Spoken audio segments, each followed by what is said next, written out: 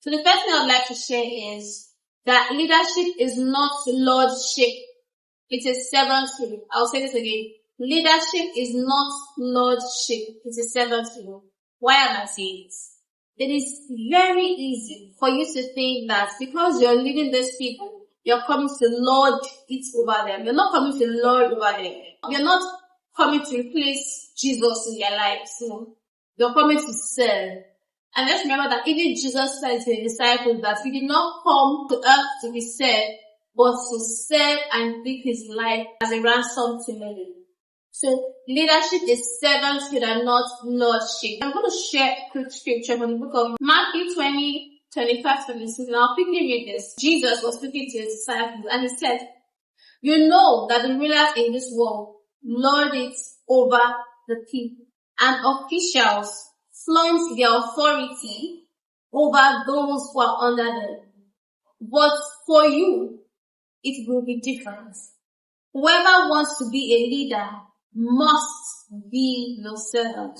So as a leader in the church, you are called to serve in humility, knowing that it is God who placed you in that position, and it's a very pivotal position. Okay, it's not to lord over people. And I'm just going to give a quick scenario. Some people easily make reference to the story of Elisha. You know that if you read the book of, I think it's 2 Kings now, where the Bible said that some children were mocking Elisha, and Elisha was provoked and cursed those children. Immediately he cursed them. Two bears came out of the woods and ate all of those children.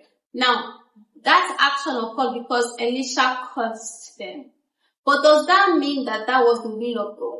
Does it mean that that is what God wants us to do as leaders? Bear in mind that this event happened just after Elisha received the mantle from Elijah. So he basically just got power. And that is what he used his power for. Okay, you listen, you don't judge.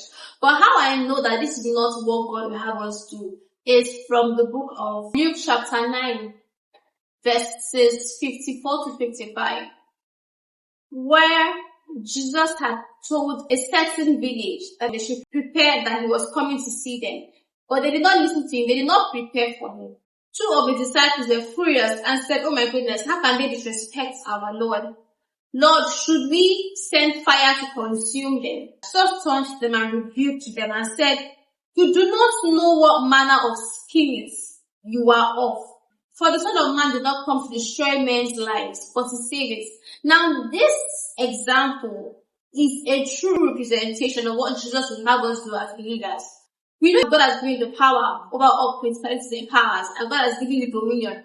But you're not to lord it over the people that you are leading. You are to serve them in love and in humility. Jesus is the highest example we follow. You're not following the example of Elisha and the mistakes he made. You are following the work of Jesus Christ. Is the point clear? The second thing I would say about leadership is do not demand fear as a leader. Demand respect. Fear and respect are two different things. Now, it's easy for you to say, "Oh, I want people to fear me as a leader so they can listen to me and do whatever I ask them to do." If people fear you, they'll just tremble at your presence and do what you ask them to do.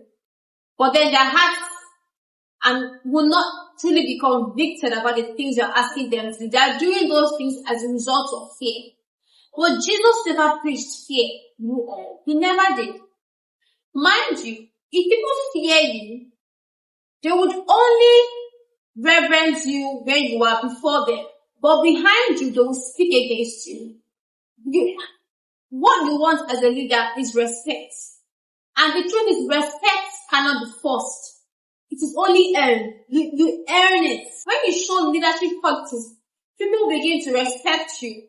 When you become a leader, people will not automatically begin to follow you and respect you. It is along the course of your leadership, as you show certain great qualities of leadership, then the respect comes in. So my point is, you want your people to respect you and not to fear you necessarily. They should respect you. And one of the ways to gain that really is by leading by example. Just whatever you're telling them to do, make sure you also do it. right? Make sure that you are actually doing what you teach, what you preach. They'll respect you.